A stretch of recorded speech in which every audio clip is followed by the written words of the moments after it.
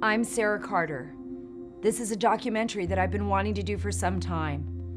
What drew me to this topic is that the United States is in the middle of an epidemic, a national health emergency.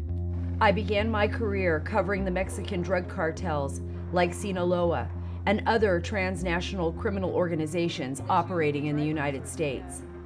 Later, I reported on heroin and the opioid trade while I was covering the Afghanistan war. While there has been some excellent reporting on this crisis, we're losing 115 people a day. I'm Heidi Riggs. One of those 115 people was my daughter, Marin. The first time she used heroin, she smoked it. She said it was like seeing the face of God. Marin had a very caring heart, but she also struggled within herself, self-esteem, wanting to fit in. She never thought she was beautiful enough, and so she struggled with her weight.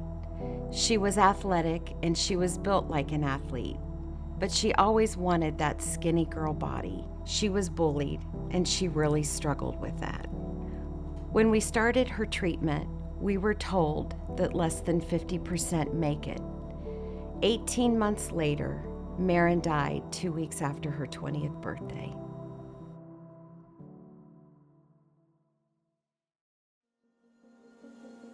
I'm Chris Farrell, a former Army counterintelligence officer who served as a counterespionage case officer, and for the last 20 years, I've been the Director of Investigations at Judicial Watch.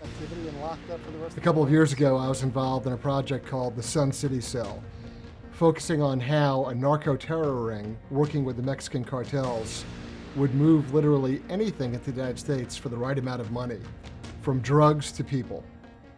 Which is a federal law for false official I first met statements. Heidi at a briefing I did in Columbus, Ohio. I listened. It was gut-wrenching. It was like someone punched me in the stomach. I had no idea how big the problem was, how evil it was, and the level of corruption. That night, I went from being a sad mom to being a really pissed off mom. You know what? I'm a pissed off mom too. We're losing a generation to this epidemic. I feel like I've gone from reporter to joining people like Heidi, people committed to stopping this epidemic that is killing kids and tearing our families apart.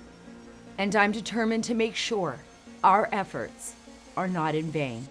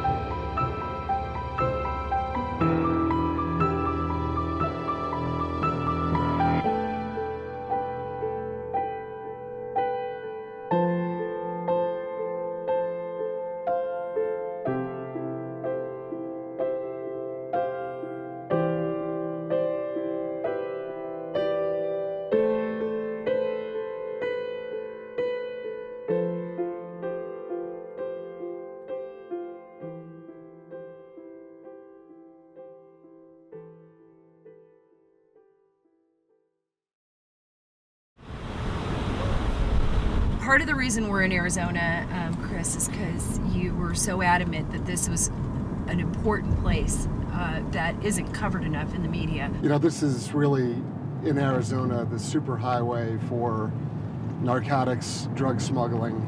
You know, the zone that runs basically from, let's say, Aravaca, which is a town just northwest of Nogales, all the way over to Naco, has an enormous amount of drug trafficking, smuggling going on, besides all the illegal immigration and the human trafficking. Why do you think these drug cartels utilize this passage so much? You know, it's a broad swath of stuff. So you've got very sophisticated criminal operations that know how to move contraband, and whether that's drugs or people, they've got a wide array of stuff.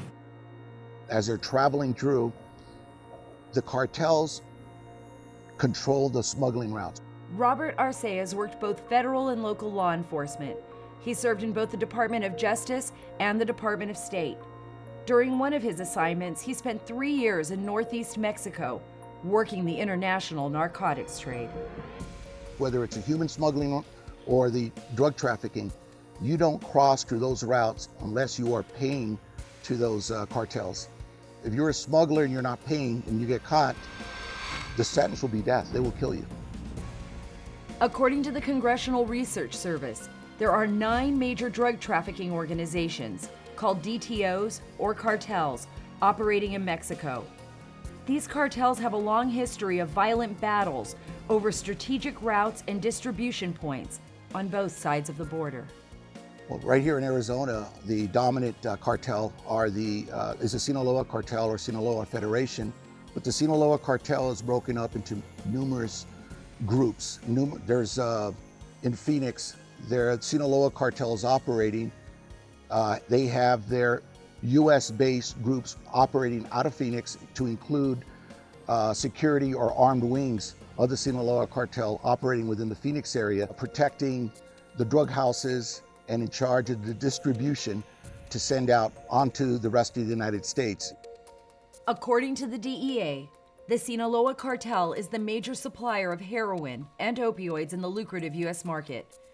Even after the capture of their billionaire founder Joaquin El Chapo Guzman in 2017, the cartel continues to thrive.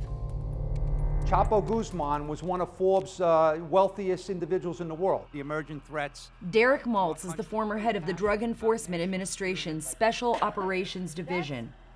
He says that under Guzman's leadership, the Sinaloa cartel mastered advanced intelligence gathering techniques. They have people in the telecommunications industry that look at the current trends in encrypted communications, how to beat the system.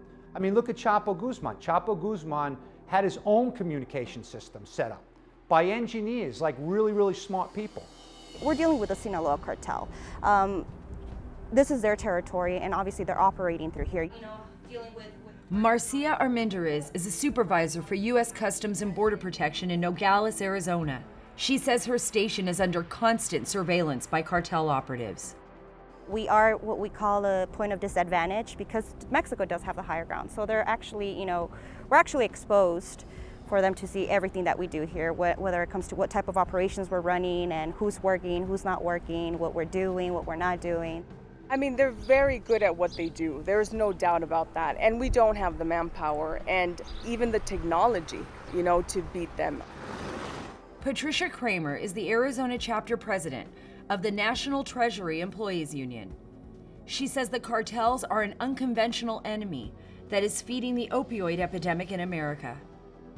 Scary because the cartels, they have no policies, right? They don't have a headquarters that's telling them, no, you can't do this, and tying their hands. They have no bureaucracy, right? They have no budget constraints. They have no policies. They don't have any real processes like we do in law enforcement to follow. So they're about making money, and they're going to do whatever they have to do to make money. They have all the money in the world and all the technology and the manpower in the world to beat us. And that's exactly what they're doing. That's exactly what they're doing. They're beating us.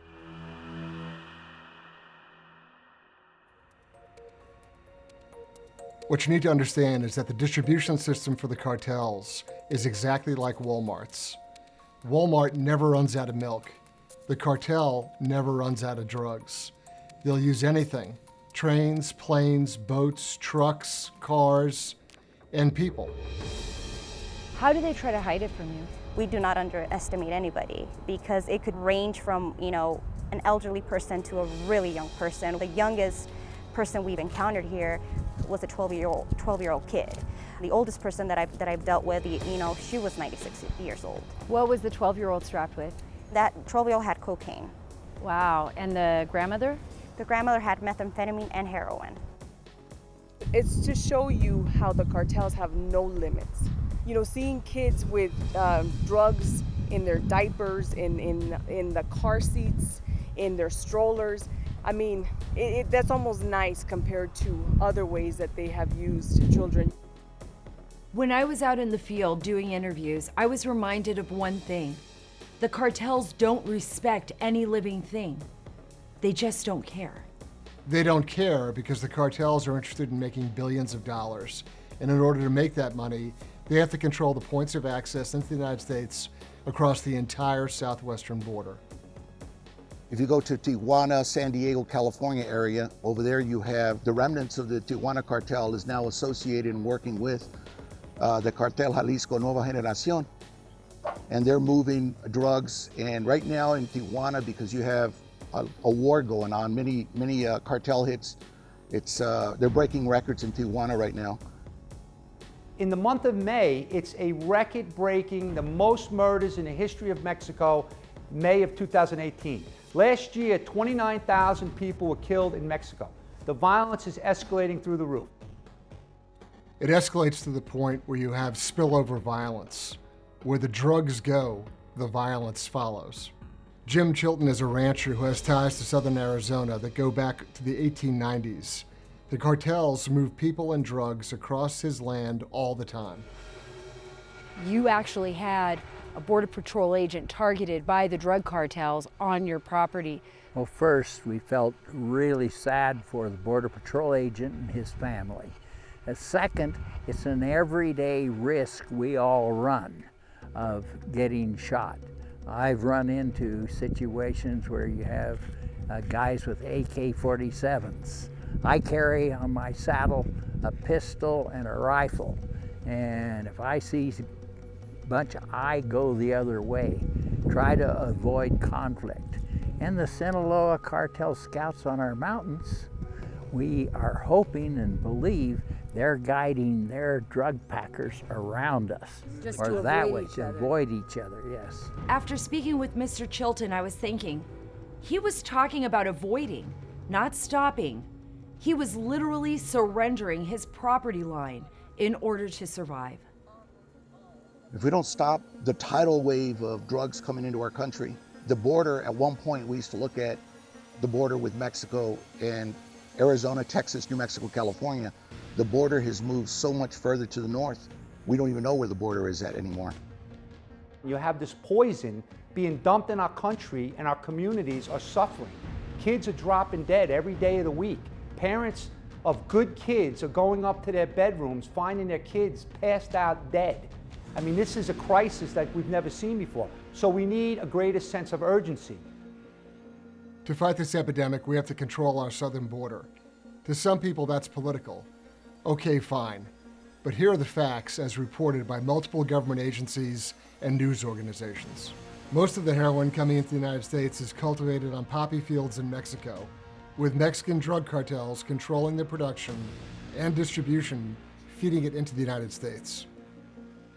The DEA calls the Mexican drug cartels the greatest threat to the United States. And that threat has intensified because of fentanyl, a drug that is killing our children and can literally be used as a weapon of mass destruction.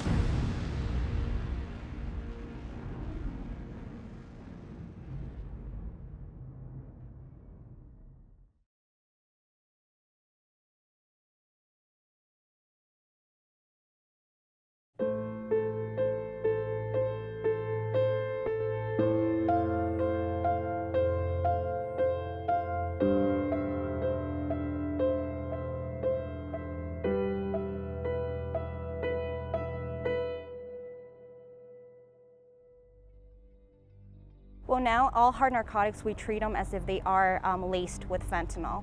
Simply touching the dangerous new street drug fentanyl caused an Ohio police officer to overdose, and he had to be rushed to the hospital. It happened while the officer was confiscating the drug during an arrest in East Liverpool near the Ohio-Pennsylvania state line. Back at the station, Officer Chris Green noticed the powder on one of their shirts and went to brush it off. He OD'd on the fentanyl an hour later.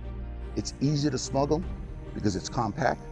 So that's why a lot of the groups are going over to that.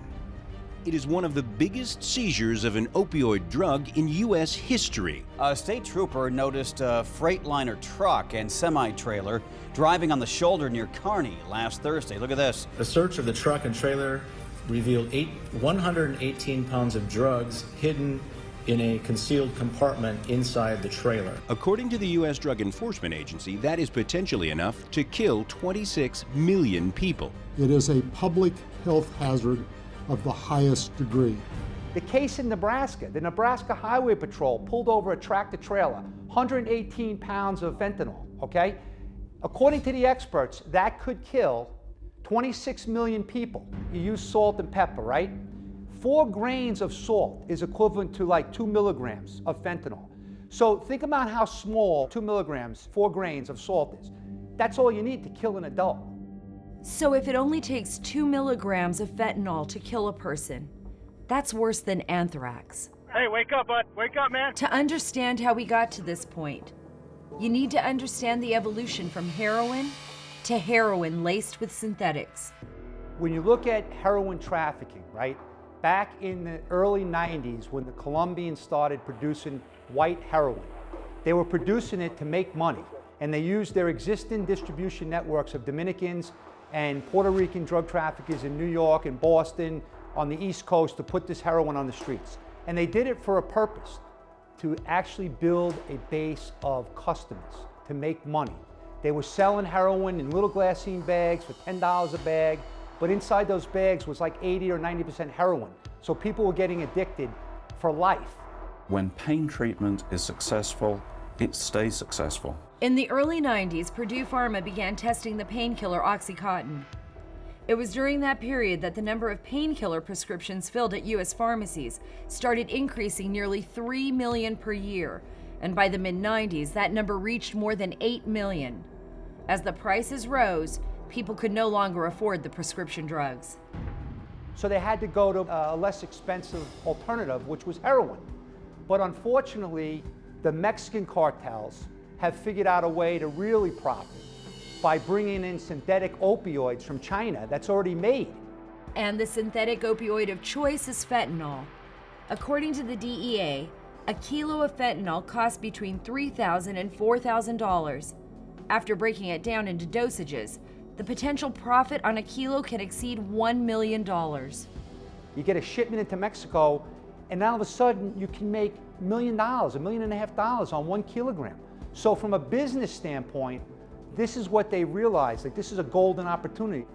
Sources had told us at one time that they were not happy with methamphetamine because methamphetamine was making their customers crazy, and after a while they were dying. Now with the fentanyl, because they're making so much of a return, one of my sources had told me, well, if they die, we made enough money off of them, we're okay with it. Hey, grab Narcan too, just in case. The Center for Disease Control calls fentanyl the most prevalent and the most significant synthetic opioid threat to the United States. When you hear the word fentanyl, what comes to mind?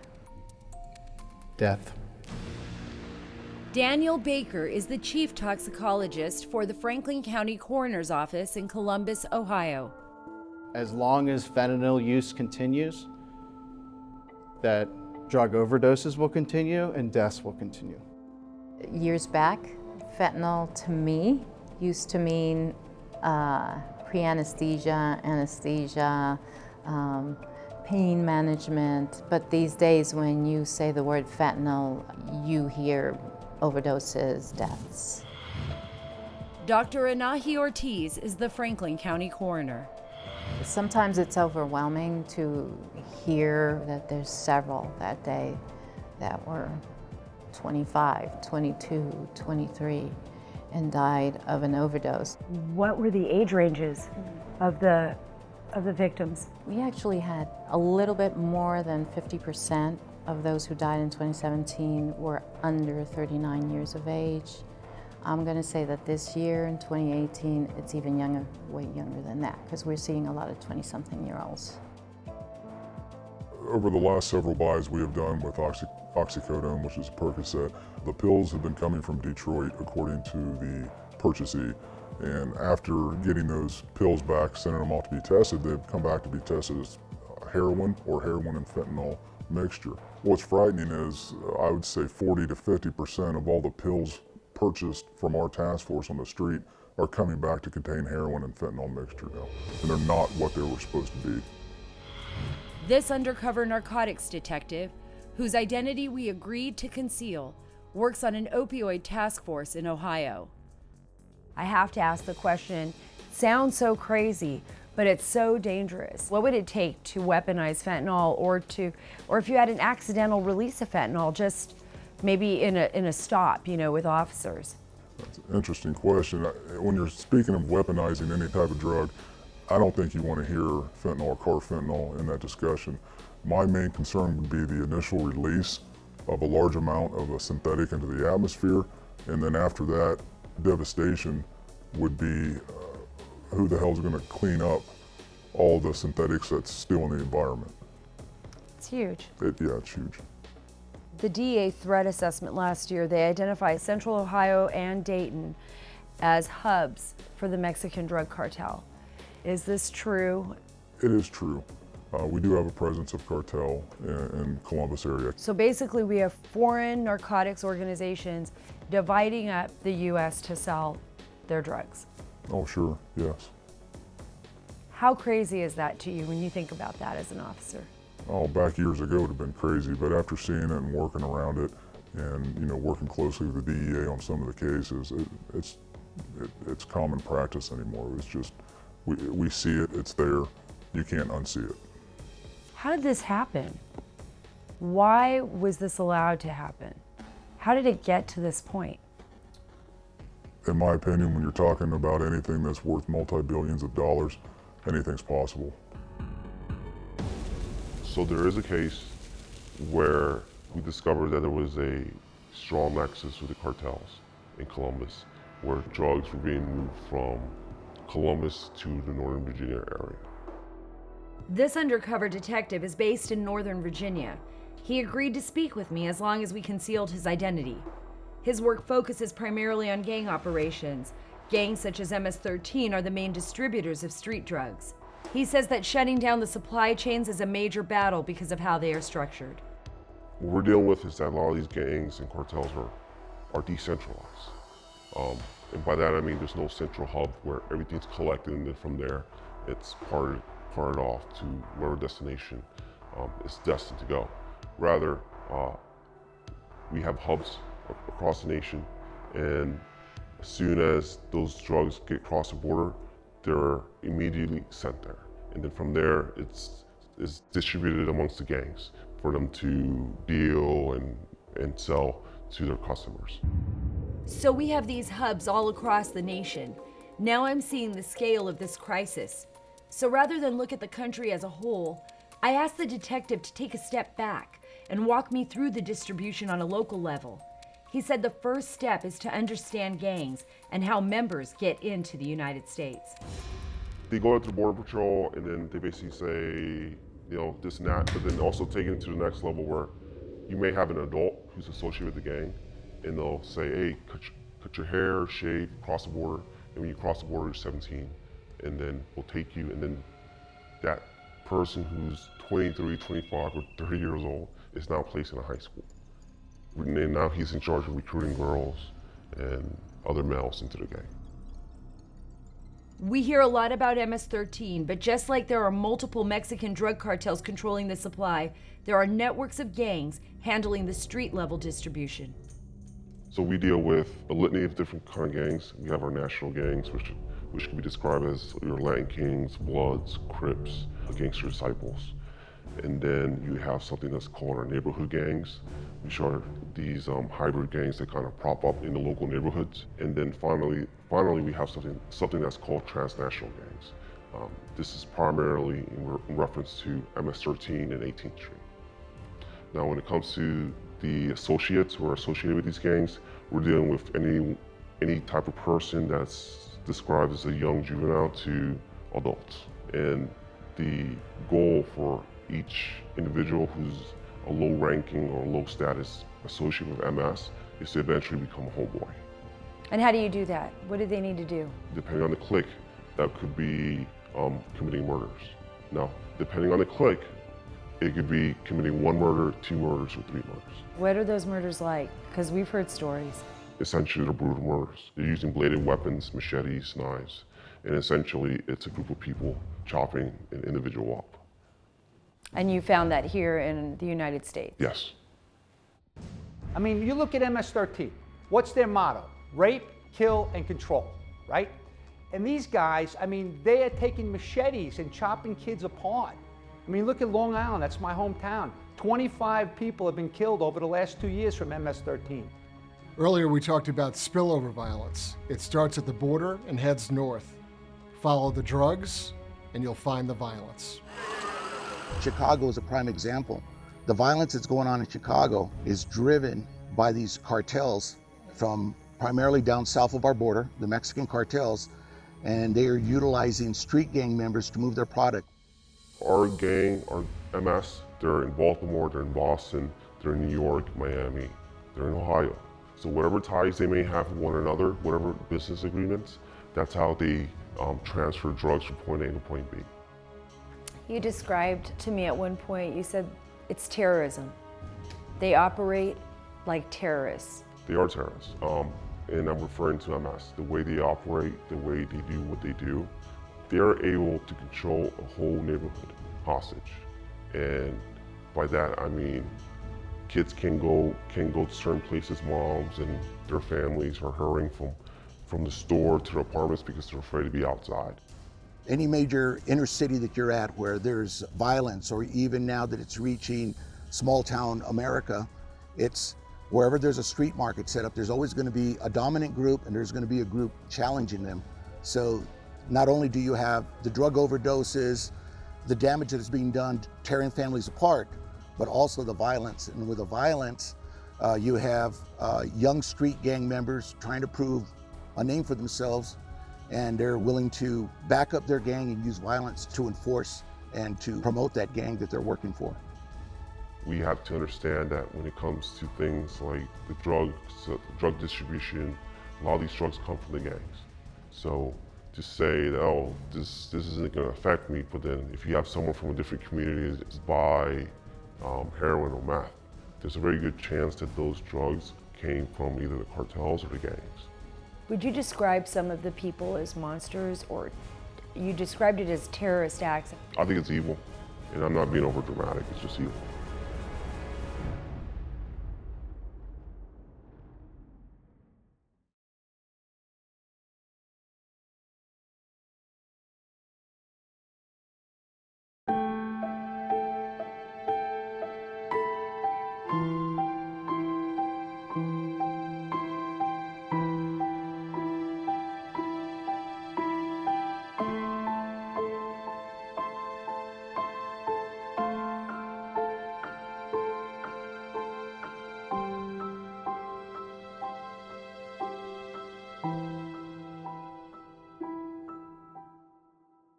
Heroin is evil. It took my daughter. My name is Ashley Evans, and yes, heroin is evil. I'm Pastor Johnny Amos. I have begun to speak about this evil to my church family. We are in a war for the souls of men. I told them Sunday in my message that you may not know anybody on heroin, but just keep living, that this is going to hit our doorstep one day, because this is out there and it's affecting our youth, it's affecting, even my son. Well, I started using at a young age. I had some trauma happen. From 7 to 14, I was molested by a cousin, and then 14, I had started using drugs to kind of cope with that a little bit. I have been here for 4 years, and I ran into more heroin addicts in the last 4 years Then I have period. It's like a rebirth of heroin out there. I had cleaned her room out and found needles in the register and inside her pillowcase, and in the same time, I'm kind of like in denial, like this is knowing it's happening, but you just don't want to believe that maybe how could she even put a needle in her arm? When I got off the pain meds, I found heroin. It was the best feeling I had ever felt in my life. It took every bit of emotional pain away.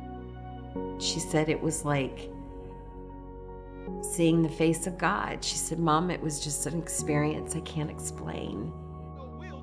Where our church is located here, it has great demographics. We have wealthy people, and we have people that are poor on welfare, food stamps, Section 8, trying to survive. A lot of times people take drugs to relieve pain, stress, or to chill out, whatever they want to call it.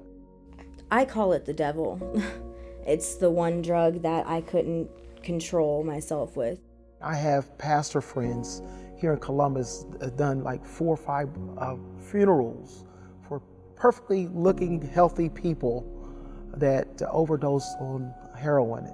It hurts us, it's hurting our community. Every time I used, I felt guilty, but I couldn't stop. It was stronger than I was. And mine's really when I was pregnant with her, that's the worst thing I've ever done. Because I couldn't think, how could I be pregnant with this little girl knowing that she is gonna be addicted to drugs and do it anyways? Maybe a mother's intuition, I immediately knew. I said, Marin relapsed, and he said yes. And then I went, is she okay? And he said, the paramedics are with her. We're probably gonna have to go to the hospital. So when he pulled in, it seemed like it took him forever, and the apartment was only 10 minutes from this house. And he said, I have to tell you something. He said, Marin is gone.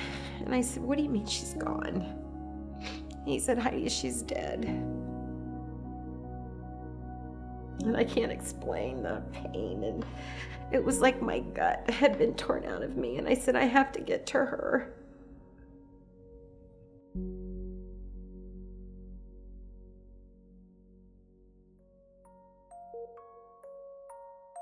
We're being destroyed from within.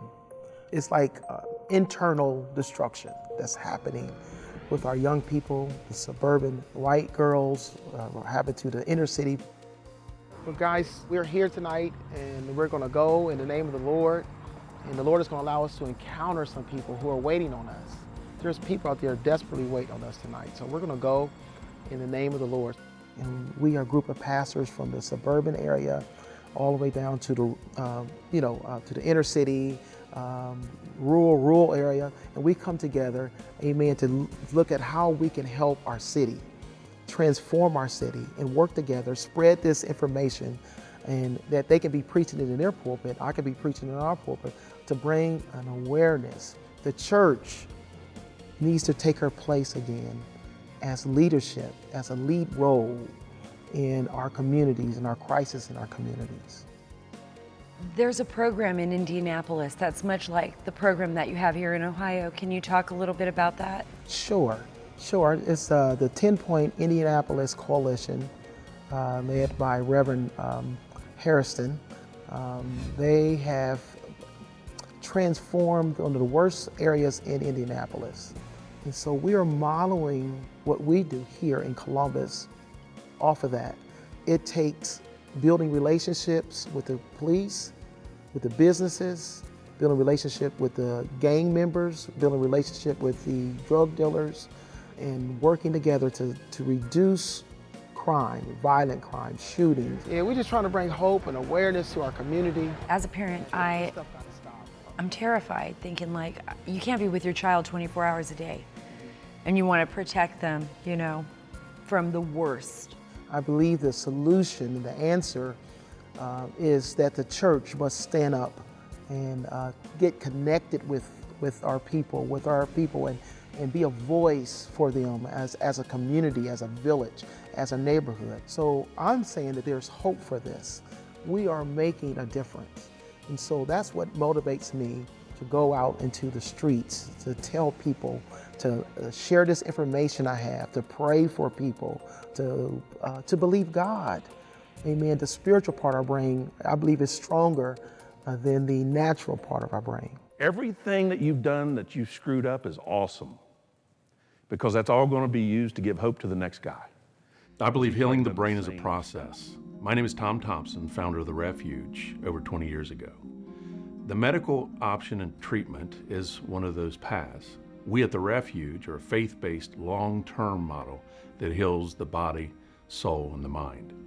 At The Refuge, we focus on relationships, and as the men and women coming through our ministry long-term and they're being healed, they have restoration of families, restoration of children, parents, and then it's actually a practical side that they take what they've been given, find their gifts and talents, and they enter the marketplace.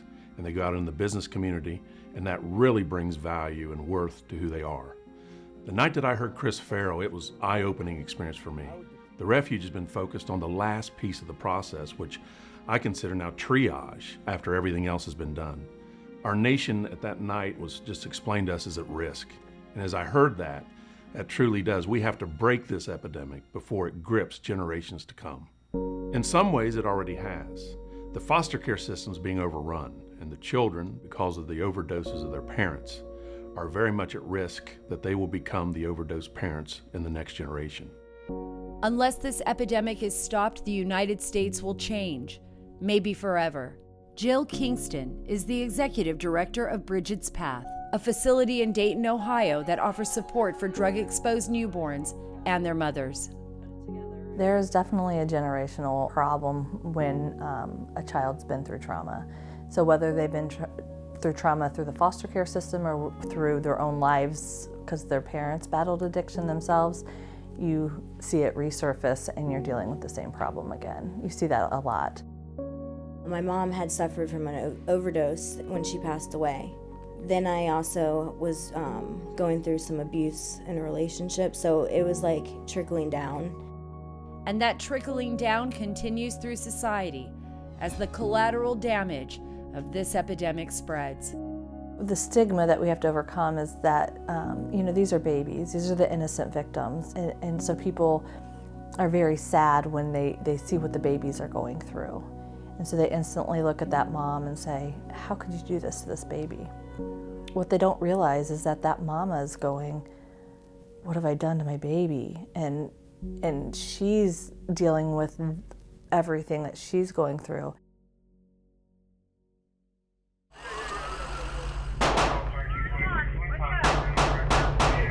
Hey, wake up, bud. Wake up, man.